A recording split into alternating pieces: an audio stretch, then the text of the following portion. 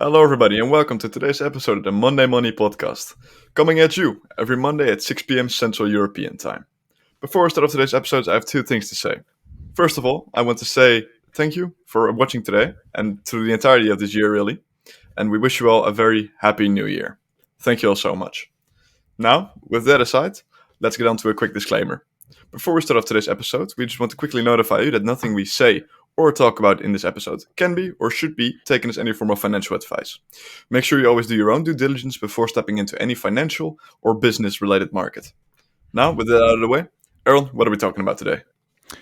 Hello, everybody. Thank you for tuning in. So, today we're going to talk about vending machines. And before we start off, I'm just going to, as always, quickly read off the definition of it. Vending machines. In this business, you make money selling snacks, beverages, sandwiches, toys, or other types of products to customers through a vending machine. So, what does that mean in rookie terms? As always, you're basically going to have a vending machine somewhere, sitting around, making money for you. Let's just say semi-passively in this case. So, how can you start up and set up all of that? First of all, you need to find out what type of vending machine you actually want to set up. This heavily depends on the location where you are going to put your vending machine down. So, before you actually start and go ahead and buy one, you will have to go ahead and plan out where you are going to set up your vending machine. Popular places for that are mostly schools, business establishments such as hotels, at the swimming pool. There's also a lot of other ones at malls, for example, or train stations. It could be really anywhere you want. It just really depends on what you're trying to sell there and how your vending machine is going to fit into those places, so to say. So, if I may quickly interject, are you just allowed to place down like a vending machine anywhere, or what's... No, definitely not. I mean, that really depends on the location where you live. Um, as far as I'm concerned, you will have to have a business card, right? I think that's more so your thing. Yeah, so basically, just as a quick disclaimer here, there's Yeah. two things to really look out for. First of all, you will usually need a form of business license if you want to operate a vending machine business. The way to get these business licenses kind of depends on, like Aaron said, where you live.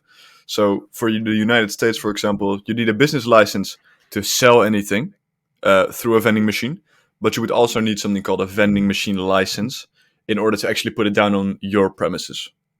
So besides that, you would also have to look into probably collaborating with other businesses in a way to be able to put down your vending machine. But with that out of the way, Aaron, please continue. Yes. So, after you find out where you want to put down your vending machine and how it is going to fit into into that area, so to say, you are going to have to actually buy a vending machine and then stock it up and place it down there. And from there on, you really don't have to do a lot much than wait, regularly care for the vending machine in the form of stocking it up, um, going ahead and also like look after your vending machine, maybe clean it a bit, and afterwards just collect the money, and So, that's about it for the basic part of it.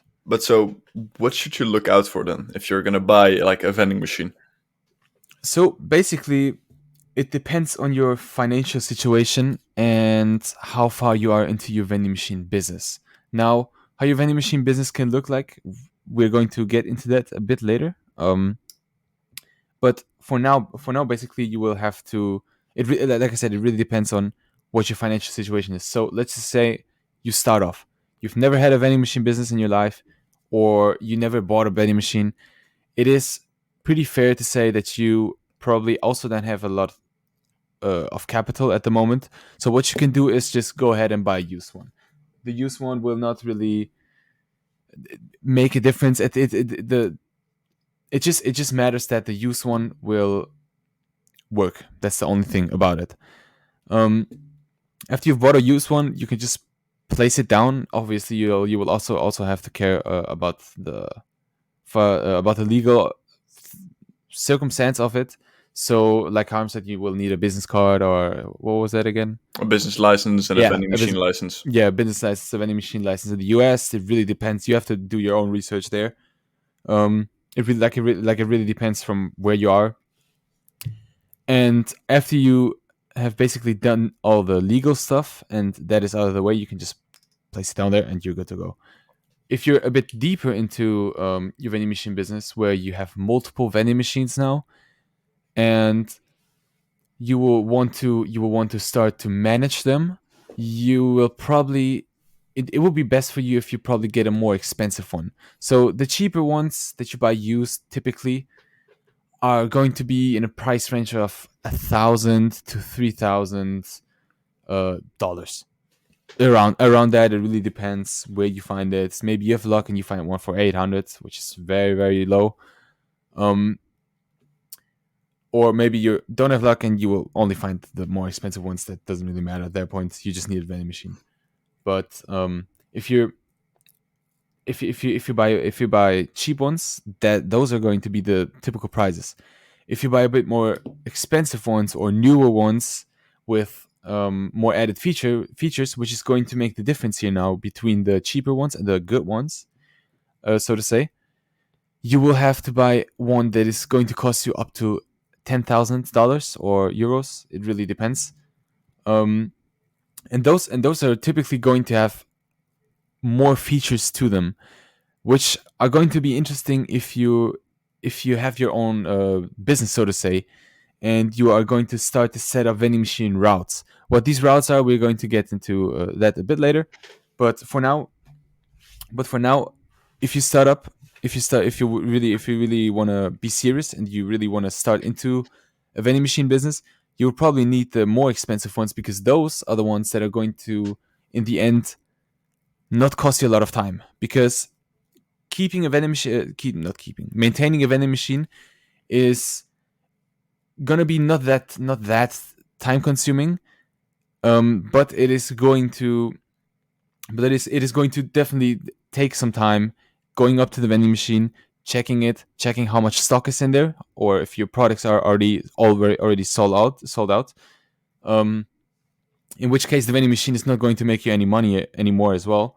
And then collecting the money and all that maintenance stuff, you can basically buy off by buying a more expensive one, which is going to have a feature where it can notify you via email or via an app or something in the end on your phone or on your computer that certain types of stock is just out of stock. For example, you have a vending machine with beverages and food, and it tells you, okay, the Snickers there are completely sold out. You need to restock them. It is going to tell you whether the little thing where the money is going to be stored up is full as well. So this can help you manage and save time in the long run. So basically, yeah, just to sum it up a bit, you are going to have to buy a more expensive one if you're really serious about it and you want to set up a serious vending machine business. Um, but you can also it is also completely fine to stick to the normal ones, or let's just say the more cheaper ones, if you really if you're really at the beginning stages of your business, or you just want to do it as a like a literal side hustle. Yeah, exactly. And I think that's a good thing to point out as well. But besides that, one of the things I personally think you should really look into when you're actually looking for a vending machine, and I'm not sure if you actually named it or not, but Hmm. would be the security of the system itself. See, we all know the good old trick of, attaching a string to a coin, sticking it in there, and then pulling it out. Ideally speaking, you would not want to have a vending machine which is not very well supervised or surveilled. So if it's not in a busy street, it's very easy to pull something like this off. So what you really do want to avoid is these little like security flaws in the system, so to say. And while a lot of the newer machines, of course, do already have this in place, if you're going to be buying a second-hand one or a relatively old machine, this might be something you want to look out for. And otherwise, the best place to put an old machine would be in partnership or collaboration with a business. However, most of these businesses will simply not accept an older machine because they might be seen like cheap, and that might rub off on their brand. So for them, it's not in their best interest either to accept a vending machine company with low quality vending machines, so to say. So that's just something to look out for. Yeah, so that is also going to bring you more onto the business part of it. If you want to start out really seriously about vending machine business, you will have to eventually set up a lot of vending machines in a specific place, a specific city, or or you start to build a route of it in like very very busy streets. Um, like the Times Square, for example, that will be one that just randomly comes to my mind where you could set up a route of it. Um, so when you so when you want to start to set up that business, you will really have to figure that out first. Let's just say you figured out something in, let's just say you have a city and you have, you have the city where you live in, and there is there are these four different locations where you, out of your own experience, know it is very crowded and people will probably want to buy something there very very quickly, and they don't really mind the price, they don't really mind where it's from, they just want to have a quick snack or something. um let's just say you have that. How you're going to proceed now is basically you are going to buy different vending machines, and then you're just going to set them up there. Let's just say one of these places is a mall, for example. You're going to have to talk with the owner of the mall or contact the owner of the mall, and then set up a contract where you're going to say, okay, I'm going to put up my vending machine here for a certain amount of time, um, without the risk of my vending machine being terminated or the contract being terminated. So you have, like, let's just quickly pull out 6 months. Yeah, let's just say 6 months. I'm going to put my vending machine down here. Um, I'm going to regular check on it. You don't have to do anything. I'm going to give you 10 to 25% revenue off it, and I can make my money here. And that's basically it. That is about it. And now you have to repeat that 4 times in all the other areas that you have in the city, and you are good to go. Now you have your own vending machine business. You just have to now start to tailor your products that you're selling in there. Um, you just now have to tailor them to the specific location of each and of each individual vending machine, basically. Which means, let's just say the one in the mall. There's a lot of kids playing around. There's a lot of teenagers walking around. They probably just want a quick snack, like I don't know, just a beverage like a Coca-Cola or just Or something yeah, else. quick Yeah, bags, bag of chips. yeah, like a quick bag of chips or something. There, you basically now have to sit there and, well, not really sit there. You just have to now observe what is being sold the most in your vending machine, and afterwards you just have to start tailoring that. Maybe you have some products that are not selling out very good.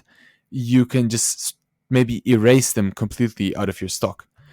Then you have the ones that sell really good. Maybe double up on that.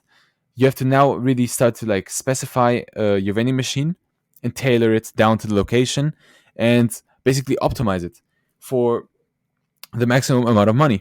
And that's really about it. Now you have to do that with each and every location, and then you have a vending machine business. Really. Yeah, exactly. So once you have that all up and running, it's gonna, well, not so much do it all of them itself because there's a lot of monitoring work involved, but it's very doable once you get through the first stages of actually trying to make these deals, or these deals basically with the companies where you want to put them, or taking a look at personal spaces. Because for example, if you do have your own house sitting somewhere on a good location, so let's say hypothetically, right, you're already a multimillionaire, you have a very nice house sitting somewhere in in a bit of an urban place, so in the middle of a city. In theory, what you could do is you could get a vending machine license in tandem with a business license, and then just put it out in front of your house, and it would do itself. Sadly, I don't think most of us will be in any form of liberty to make that move, so to say. So in that case, you are really going to need to actually work together with other businesses to procure a place where you can put these, which is also one of the harder parts. Yes. So there's obviously then a certain amount of competitiveness to it as well. You're not going to be the only one that is going to sell vending machines. That is going to sell through vending machines. Um, and there will be one part of it. The next thing is one thing that I've seen, which is really interesting as well, is going to be vending machine routes. So let's just take the Times Square example from earlier. You have the Times Square there, and a lot of very very crowded spaces on the time machine, on the Times Square, and you're going to walk up towards them, see what they're all about, and then you figured, okay, I want to start a vending machine route here. I'm going to put up 5 vending machines to the whole city, and then I'm going to monitor, and then I'm going to set it up, and then I'm going to monitor this whole route on the Times Square. And when you start to figure out and monitor out how much money you are making from it, now what you can do is actually try to sell it to, let's just say, there's probably going to be people with more money out there. They're going to buy this route because they are maybe too lazy to do it themselves, or to set everything up, and they're just going to decide to just buy up your business since they already have money, and they just want a quick way to just passively make some money as well on the side and invest their money into something. And those people are typically going to buy these routes off of you. Also, there's certain it's buying routes itself is just a whole time saver for all these people, because now you can also set up a route in, let's just say, a very crowded space with multiple businesses, and you are going to set up, or business establishments such as hotels, malls, just multiple malls next to each other, or like in multiple malls in the city. And now you have contracts with all of these businesses, and so that the buyer of the business, so that the buyer of the vending machine route can save time. He's going to buy your vending machine route now because he doesn't actually have time, or let's just plainly say doesn't want to do all of the work involved with it, which is going to be calling up all of these business owners, let's just say mall owners or hotel owners themselves, and actually then figure out a contract. No, they can just strictly go ahead and buy your vending machine route and take the money off of it, and you can sell it for, let's just say, relatively expensive. If you have, let's just say, 5, let's just randomly say 5 vending machines in a route, you can for relatively expensive money now sell that.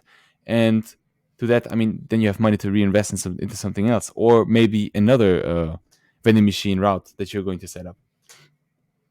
Yes, exactly. So yeah, that's a good way to run it, as I'd say. What is one of the dangers, though, in my opinion, at least, to look out for? And I'm pretty sure that this makes a lot of sense, right? Yeah. Let's say I do have a vending machine sitting around, and I want to put that somewhere. So a lot of places in my mind, and I'm kind of wondering how you would deal with that, or you would think to deal with that, is when I have a vending machine there and I want to start it off, I want to put it in a good spot, right? Makes a lot of sense. So a mall would be a very typically good space for it. However, what my problem would be, or something that I would keep in the back of my mind, is what stops a big mall from just putting in their own vending machines? Or what stops a hotel from just putting in their own vending machines? Because what I usually think about is it's going to cost them way more, or it's not going to cost them anything to have your vending machine there. However, they are going to be running, back on some revenue because they're missing out on that. They could just put their own vending machine there. They probably already have better deals with wholesalers that, give them the snacks or beverages, or where they purchase them from, at least. When they can just stock it with that, basically. And then they can make all of that profit instead of, taking, let's say, like a 40% profit margin or a 60% profit margin if you're already putting it in such a good space. There's relatively little to argue against that. Effectively, if you are putting the vending machine into those establishments, let's just say you have a hotel, a small hotel probably is going to definitely get hooked into that deal more than a big hotel chain, since the small hotel probably will not have, let's just say, the right amount of capital to actually start a vending machine, or set up a vending machine on their own. since they're probably going to trust you even more. So if let's just say you have a big vending machine business chain now.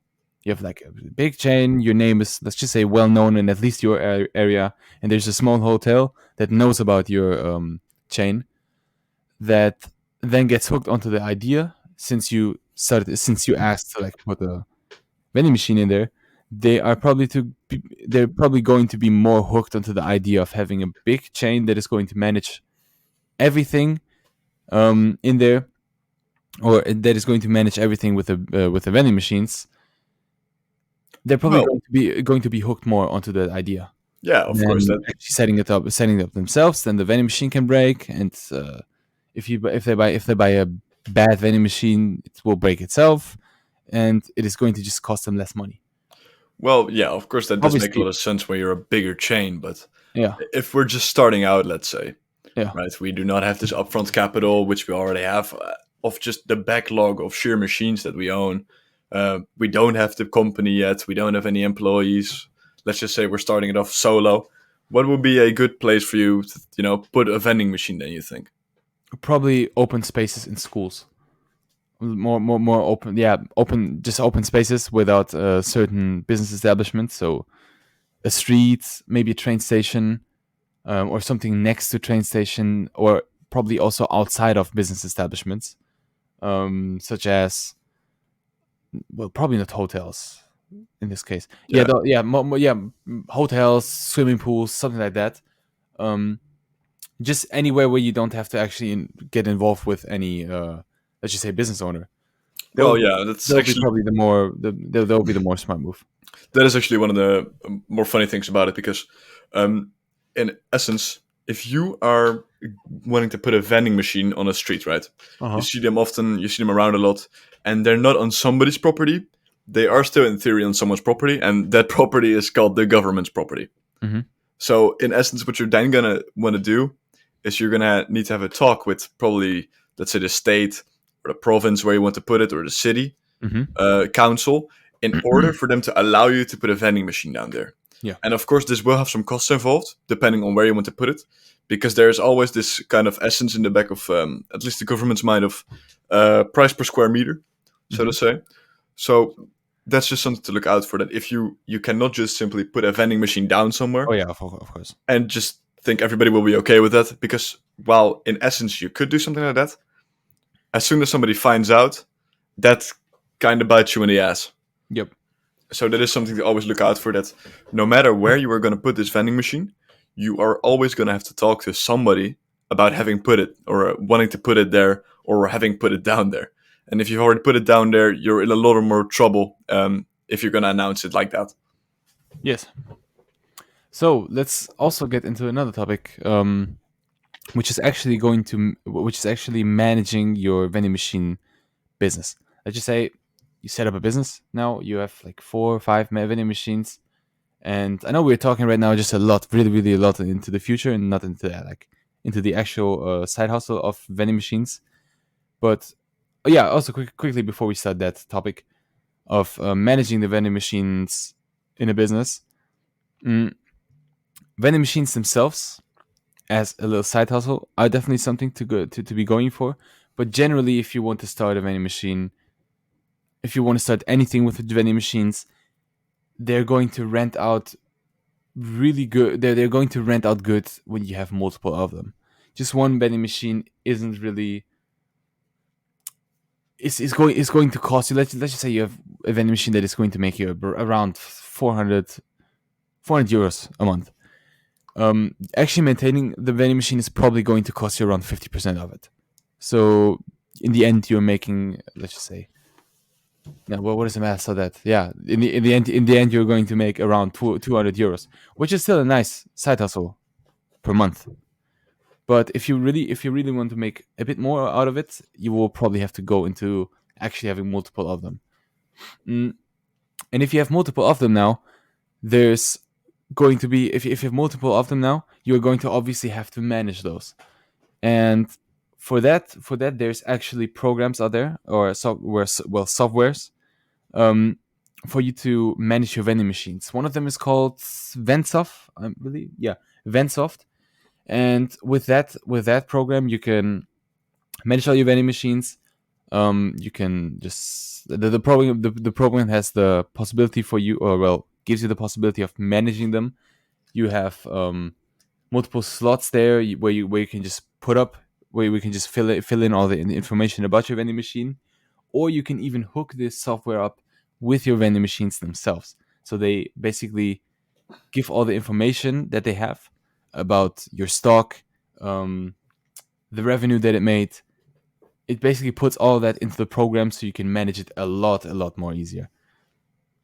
Also, a little nice tip on the side, which just came into my mind as well about it, is make sure to always put your phone number onto the vending machine, so that if people,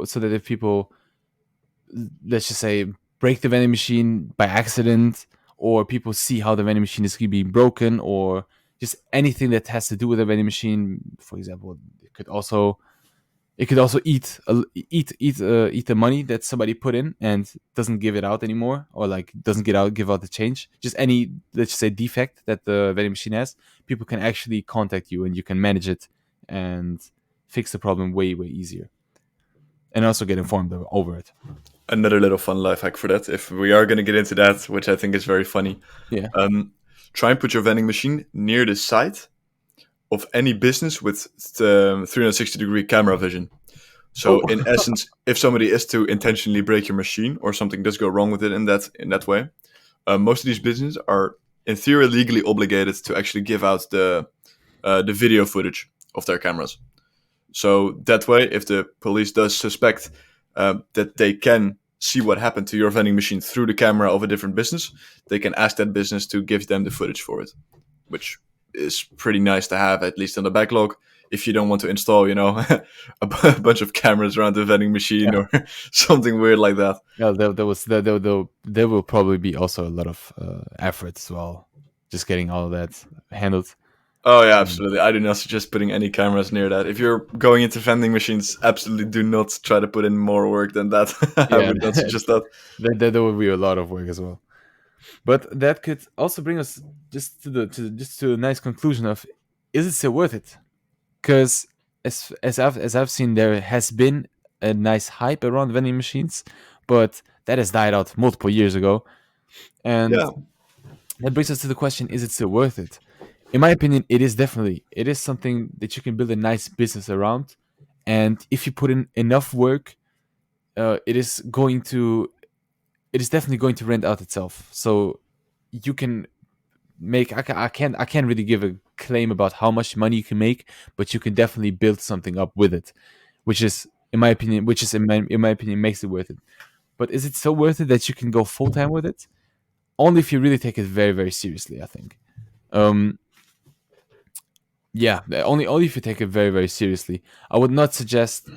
I would not suggest, if you're just starting out, to go ahead and, let's just say, take a loan out to start up your whole business.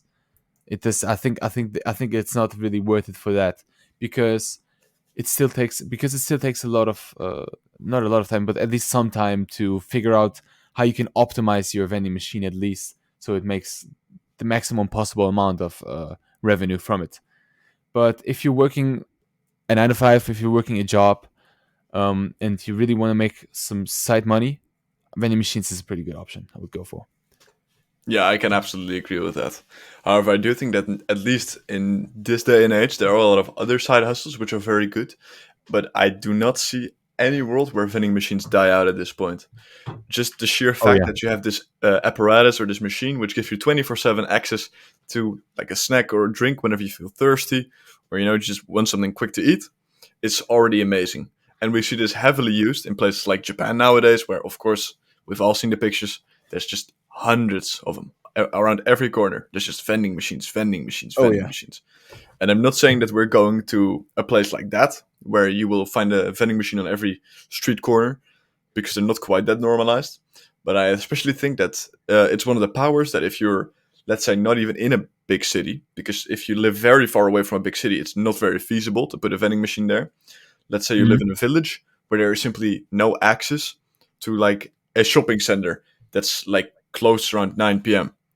And you can put your vending machine in a good spot in a village like that where they do not have the access to it. And there's a lot of, let's say, young people who do not have cars. Then a vending machine may already just be an amazing idea there.